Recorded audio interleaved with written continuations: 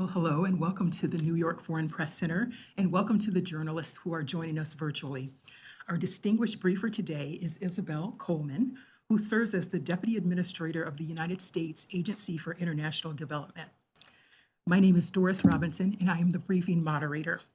As a reminder, this briefing is on the record. We will post a transcript later today on our website at fpc.state.gov. After Deputy Administrator Coleman's opening remarks, I will return and open the floor for questions. And with that, it's a pleasure to turn it over to Deputy Administrator. Thank you, Doris. Thank you for those joining in person and those virtually. It's a pleasure to be back in New York, back at USUN, where I served as one of the US ambassadors under the Obama administration. Here for UNGA, focused on a whole range of different issues, including a kickoff yesterday on the SDGs. I was in the General Assembly and listened to the many statements urging the world to double down on meeting the SDGs. Is no surprise here. We are lagging in meeting the goals of the Sustainable Development Goals by 2030. We're at a little beyond a midway point, and we have not made nearly the progress that we should make. USAID is very committed to the full range of SDGs, and much of our work is focused around meeting the SDGs and helping our partner countries work towards progress for the SDGs. I've had a couple of very packed days here, working on everything from food security to an anti-corruption event to a democracy event, and really spanning the globe, from a meeting with leaders from Pacific Islands earlier today, African leaders, European leaders, really so many different parts of the world. But we know that the challenges are enormous. Here at the UN, there's a lot of talk about what needs to happen in the world. I can tell you that President Biden is the only member of the permanent members of the Security Council who is here today, and that is really a commitment and a statement of the commitment by the United States to the UN, to addressing the Sustainable Development Goals and deepening our alliances, our partnerships around the world, and deepening our commitment to those countries that are most in need, facing the impacts of the lingering impacts of the COVID pandemic, the supply chain disruptions that have happened, the food security challenges that have stemmed not only from the pandemic, but also from Russia's further invasion of Ukraine and the disruptions to the global food supply from that. And of course, climate change. And the effects of all of this really fall most heavily on the most vulnerable countries. That's why I am very pleased to announce today that USAID is making a $247 million additional commitment to humanitarian assistance for 10 sub-Saharan African countries. Many of them are among the most vulnerable, the poorest in the world, and it is just another indication of how much we believe in really channeling our resources to those most in need, to working with partner countries around the world, to invest in both resiliency and to meeting the urgent needs of the moment from a humanitarian perspective for those that are most vulnerable. So with that, I'll wrap up my opening comments, and I'm happy to take your questions. Thank you. Wonderful. And please wait until I call on you to ask your question. And when I call on you, please state your name and media outlet. And to the journalist online, you can raise your hand, your virtual hand, to ask your question. So let's start in the room. Let's start here with Afghanistan. Thank you so much. Arif Yaqoubi from Afghanistan International. So the United States is one of the largest humanitarian supporters of Afghan people.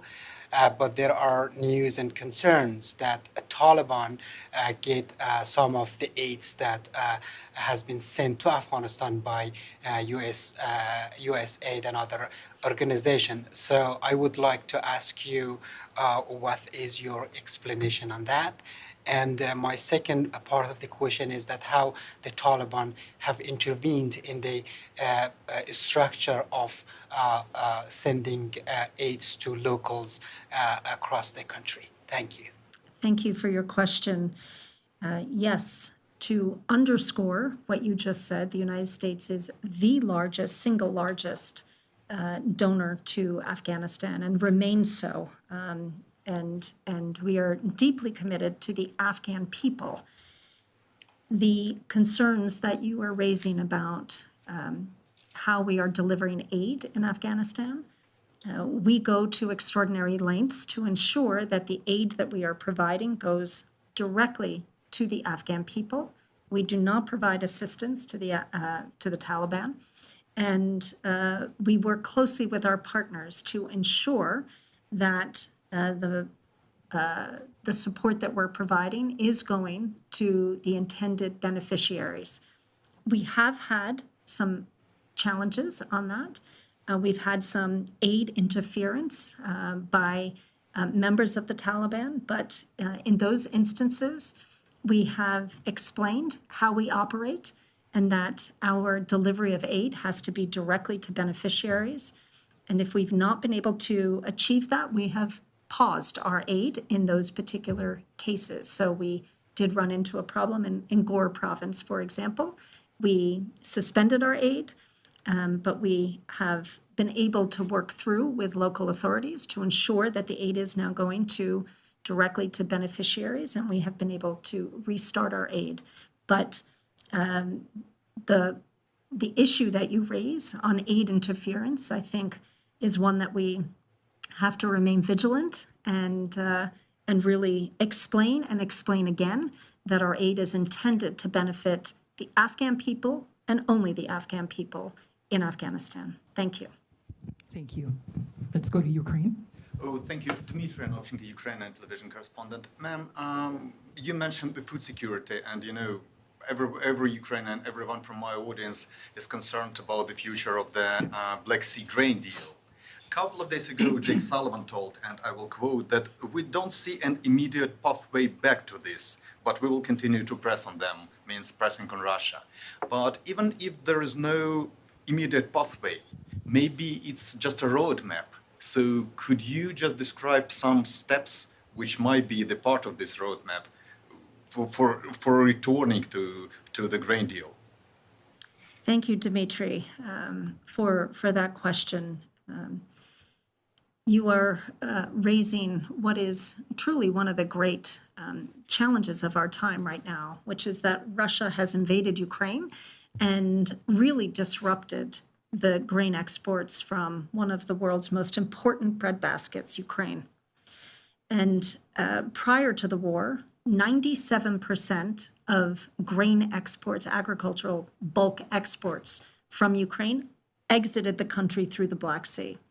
And by Russia leaving the Black Sea Grain Initiative and effectively halting exports from the Black Sea, and moreover, continuing to attack and destroy critical agricultural export infrastructure all along the Black Sea. This is nothing less than weaponizing food, and that is what Russia is doing.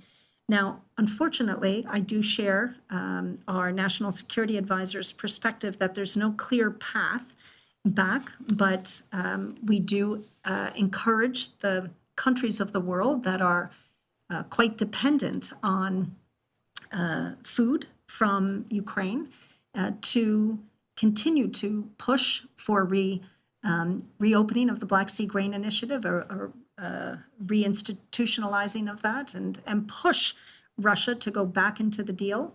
And we applaud the UN's efforts to lead on this issue. I know that it has been a topic for the Secretary General. We know that Turkey has played a helpful role. So is there an actual roadmap that I can lay out for you of a step-by-step of how this will work? No. A number of concessions have been offered along the way to the Russians, which they have rejected.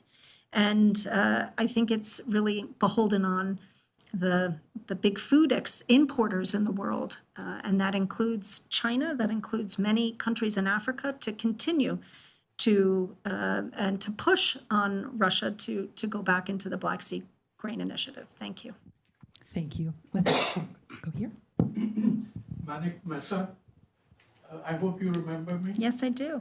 Nice you to wrote see that you. excellent book some years ago when you were at the CFR, and I'll connect that with a question raised earlier about Afghanistan, but I would focus on the plight of women over there. How do you see that? And secondly, China has just appointed an ambassador to Kabul.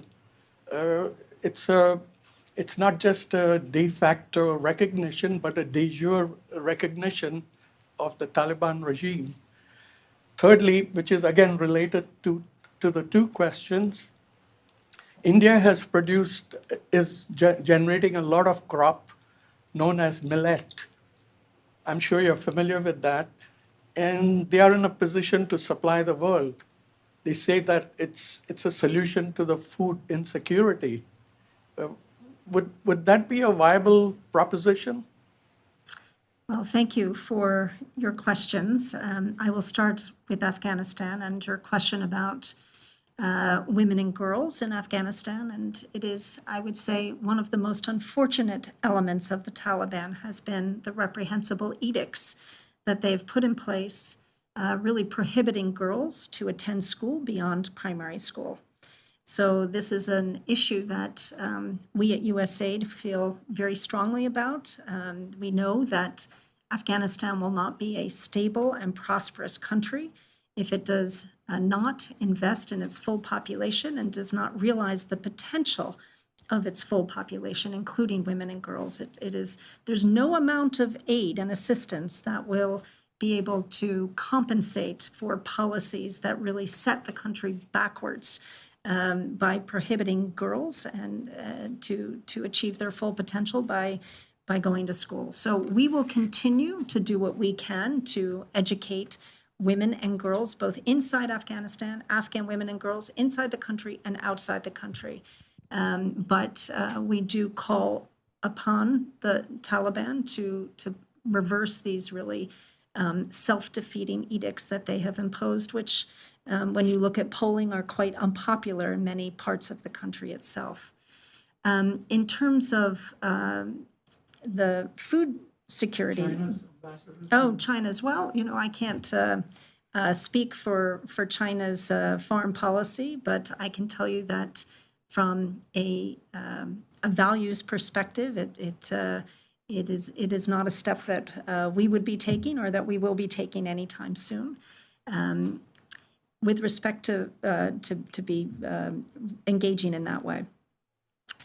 With respect to food security, I think there are many different elements of improving food security around the world. Millet from India could be one of them. We USAID, we are investing heavily in increasing agricultural productivity in Africa, which has the fastest growing population in the world and the most arable land that is not being used currently for food production. So increasing the productivity of land that is being used and really helping African agribusinesses, smallholder farmers who produce the majority of food in Africa to increase their ability to produce more. So I think there are many different elements that will help improve food security over time. But again, the biggest blow to global food security right now has been Russia's invasion of Ukraine. Thank you for that. Let's take our next question online. Let's go to Pearl Matibe. Pearl, please unmute yourself and introduce yourself to our briefer. Thank you so much for taking my question today, and I appreciate your availability. So I'd like to take you back in time a little bit, and hopefully you would agree with me that we do learn from history. You in your opening remarks, you alluded to US leadership, and that's what I'd like to address my question to you today. So, Ambassador, back in 2019, Malawi, Mozambique, and Zimbabwe suffered significantly from cyclones Idai and Kenneth, and calls for humanitarian assistance fell far short of the need. So today, the victims of their families live with long-term loss and trauma. What is your assessment of what's different today in US leadership in the last 4 years? What does US leadership, why does US leadership matter today differently in your view, Ambassador? I'd appreciate if you could, help our audiences understand this aspect. And not that I'm suggesting that USAID should in the future sort of go out of business, but I'm sure that millions, in fact, billions of Africans would like to be self-resistant and self-sustaining. So how far away are we from USAID helping Africans so that we won't need USAID anymore? How long away are we from that trajectory? If you can allude to that, I'd appreciate it. But US leadership at the top first. Thanks. Thank you, Pearl, for this question. What I can tell you is that President Biden has prioritized re-energizing our relationships on the continent of Africa. He has hosted several now African leader summits, and we have at USAID, in addition, really increased our support and funding for a whole myriad of different investments on the continent of Africa. Pearl, I'd like to see nothing more than USAID to go out of business, to no longer be needed in the world. But we are far way away from that. We have seen so many natural disasters and calamities around the world just in the last couple of weeks. The earthquake in Morocco, the awful situation with the floods in Libya, and the amount of loss of life and destruction of property. You're referring to the awful cyclones that affected, as you said, Malawi and Mozambique and Zimbabwe. And I was just in Malawi, and yes, the effects of that are still being felt. And it is, again, a reason why USAID is doubling down on our investments to make people more resilient in the face of climate change, to provide more early warning systems so people can take prophylactic measures as a storm is bearing down, but also to really invest in the aftermath in more resilient systems and to help people build back better, essentially. So in terms of US leadership, I think you can see from President Biden's leadership that he's here at UNGA. Again, I mentioned at the top, he's the only one of the P5 that made the commitment to be here. He's meeting with many, many different leaders across the globe, and including many African leaders and heads of state. And I think this is just another reminder of the importance that we put on our relationships. And it's not just humanitarian assistance. USAID, of course, we are the primary agency for the US government responsible for humanitarian assistance, but we do so much more. It's really about investing in the people, in their health, in their education, in their own agency for them to be able to take the steps to be more independent. It's about improving and expanding our trade relationships. Just this morning, I was with a whole group of investors talking about Prosper Africa, which is our flagship U.S. whole of government approach to increasing trade and investment on the continent of Africa. I met with fund managers and investors downtown earlier today, and the talk was all about ways that we can help increase investment, increase jobs, increase trade to make Africa much more self-sufficient, as you said. Thank you. Thank you for that. We have time for 2 more questions. I will take the first question as a submitted question. It's from Mohammed Mahar from Al Masri Al Yom newspaper, Egypt. He asked, given the increasing impacts of climate change globally, what are the U.S. government's plans to assist countries like Libya that might face similar natural disasters in the future? Are there specific sectors or areas in Libya that the U.S. is focusing its aid on, such as infrastructure, healthcare, education, etc., following the hurricane's devastation? Thank you. Thank you for that question. So let me just start narrow with Libya. Yesterday, I announced that the U.S. government is providing an additional $10 million for response in Libya, which brings our total to $12 million. Now, we know that the needs are much greater than that, but this money, we hope, will really help the Libyan people in the immediate aftermath of this calamity that has occurred. The money will go towards immediate shelter needs, water, sanitation, and health needs, and also some immediate food security needs too. The rebuilding, of course, will require much, much more than that, and it will really require private sector investment too. But let me expand a little larger now and talk about the broader question about climate resiliency in the face of a constant stream of, as we see climate disasters. And it really is about 2 things that we're doing, of course. One is mitigation. We're really working with countries to much more rapidly turn to clean energy. And that includes in North Africa, Sub-Saharan Africa, and around the world. And to take the steps to really pull more and more carbon out of the environment. But the other thing is adaptation, and it's investing in resiliency and early warning systems. It's stress testing infrastructure so that they can, dams and buildings and ports and other things can withstand the increased pressures.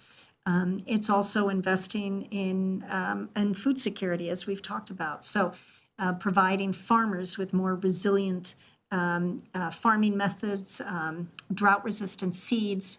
We, USAID, we put hundreds of millions of dollars a year into research on the most advanced seeds so that farmers can have the latest in that technology to be able to grow crops that are more pest resistant and drought resistant to be able to respond to a changing environment around them. So thank you. Thank you. So we have time for one final question.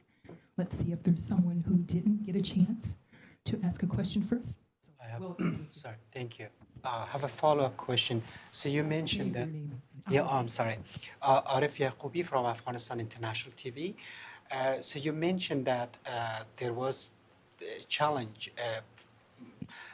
regarding to the U.S. aids for Afghan people. Can you please give us some details, like which kind of challenges, if Taliban intervene, like in which way, which part of the country? Was it in a strategic level? Was it in some small areas? And my second part of this question, sorry, is that there are reports that Taliban didn't allow these aids to go to some certain areas that people live like Hazaras and other minorities, and Taliban just navigated these aids all to the areas that they have, more, sympathizers and so on and so forth, even their own family members. and there are reports that they use some of these aids and money and abuse women and tortured, human rights activists in Afghanistan. As I said earlier in response to a similar version of this question, we do take every precaution that we can to ensure that our aid is going to the people who need it most.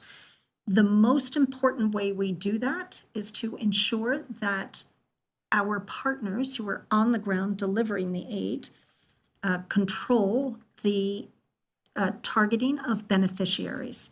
And if that is not the case, then we have been prepared and we have done a pause in our aid delivery. The problems that we have experienced, I would not say have been at a strategic level, they have been more at a local level. And we have worked through our partners to ensure that our aid is being delivered in accordance with humanitarian principle and that it is reaching those most in need.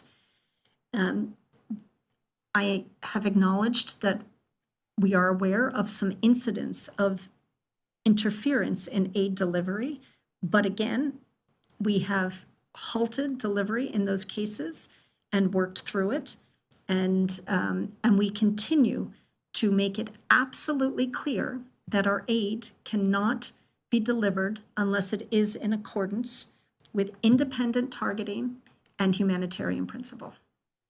Thank you. Thank you. I'm going to throw it back to the Deputy Administrator for closing remarks. Well, I would just close by saying, again, I really appreciate you all coming here. These are important topics that we're talking about: climate change, global food security, global health, humanitarian assistance to some of the most vulnerable countries in the world. These are things that the United States government cares deeply about. It is the agenda of USAID, and I really appreciate the opportunity to speak here with all of you. Thank you. This concludes today's briefing. Thank you. Thank you.